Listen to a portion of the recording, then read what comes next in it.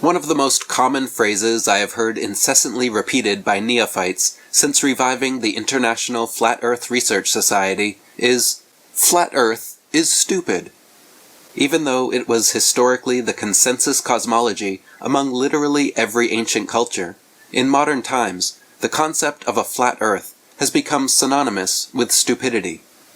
Calling someone a flat earther is now meant to insult their intelligence, and carries the connotation of being incredibly ignorant. But is this an accurate stereotype? Is the idea of a level, stationary Earth really the epitome of idiocy? And are people who promote it really so utterly unintelligent? Modern mainstream science treats the current conclusions of cosmology and astronomy as settled, set-in-stone subjects with little room for dissent. The heliocentric globe theory is never admitted in academia as being theoretical, but rather taken for granted as a cornerstone of modern scientific knowledge. If Earth is not a spinning ball revolving around the sun, however, then nearly the entirety of modern science, and the majority of modern scientists, are proven to be either frauds or fools. Therefore, questioning the shape of the Earth is the equivalent of scientific blasphemy, and flat earthers the equivalent of scientific heretics. Is this treatment truly warranted, though?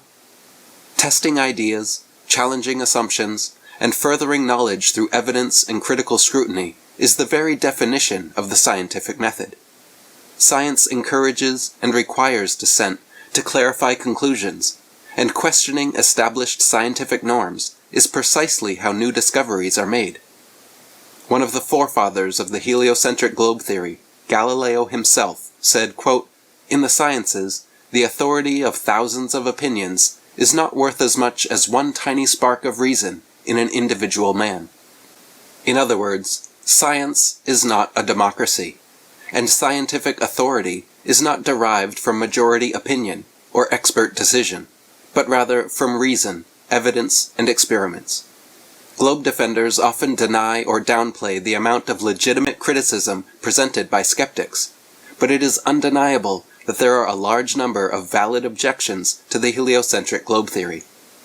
Casually denying something deemed stupid and deferring instead to expert opinions without doing your own due diligence in carefully considering all arguments commits two logical fallacies.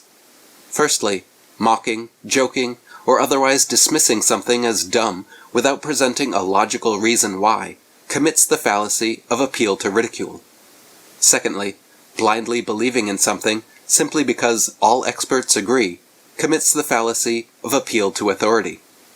When it comes to many supposed proofs of the heliocentric globe theory, such appeals to authority are often implicit without being readily recognized. For example, citing NASA images or astronauts' testimony as proof of a globe are not admissible as scientific evidence because they are not readily repeatable. The average person will never experience the frame of reference required to confirm or deny such claims, so quoting them as proof of a globe is invalid and unsound reasoning. In my experience, most people calling flat Earth stupid actually have no idea what the term flat Earth implies, or what claims flat earthers actually make. For instance, many of them make wild assumptions about some kind of disk world floating suspended in space, and ask asinine tongue-in-cheek questions like, "Where's the edge? What holds up the disk in space? Or why isn't there perpetual daylight everywhere on a flat Earth?" Such comments show that these detractors have not done the slightest bit of research into the subject they are condemning, and thus reveal what they really find stupid are their own errant assumptions. By mixing their heliocentric outer space globe world indoctrination with false assumptions about what flat Earth actually means, they decide it must be dumb, and then close their minds to the possibility. Compare this with the average flat earther, all of whom received the exact same heliocentric globe education in school, but rather than assuming an alternative cosmology must be stupid or impossible, remained open-minded enough to engage with the material and learn a new perspective. Every flat earther I know fully believed the heliocentric globe theory taught at school and shown on television before doing their due diligence in researching the subject. Only after reading several books, viewing a number of documentaries, and then going out to personally perform their own experiments, do most people begin to realize that Earth is not a spinning ball. In order to learn anything new, it is an essential skill to temporarily suspend disbelief while taking in alternative information. Far from stupid, this ability is actually a key mark of intelligence. As F. Scott Fitzgerald wrote, "The truest sign of intelligence is the ability to entertain two contradictory ideas simultaneously." And as Aristotle noted, it is the mark of an educated mind to be able to entertain a thought without immediately accepting or rejecting it. The majority of people calling flat Earth stupid have never read a book on the subject. If they had, and were humble and honest enough with themselves, they would be forced to admit that there are undeniably a large number of legitimate criticisms and unanswered questions surrounding the heliocentric globe theory. When I first began researching the subject myself, I was repeatedly surprised by the intelligence of the flat Earth authors and the cogency of their arguments.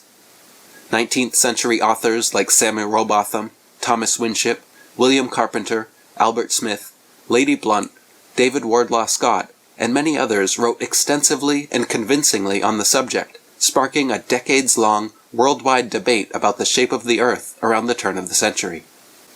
Personally, I have an IQ of 143, graduated with honors from university with a double BA in philosophy and English, and am now a published author with books translated into 30 languages.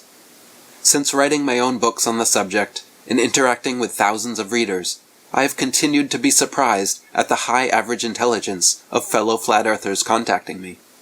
Conversely, the average globe believers have continued to disappoint me with their constant unintelligent insults, snarky sarcasm, haughty hubris, errant assumptions, logical fallacies, lack of common sense, and closed-minded conclusions. Regardless of where you currently stand on the subject, we should all be able to agree that questioning science is quite literally how you do science. It is not stupid to challenge established scientific norms, and in fact, that is the only way scientific progress is ever made.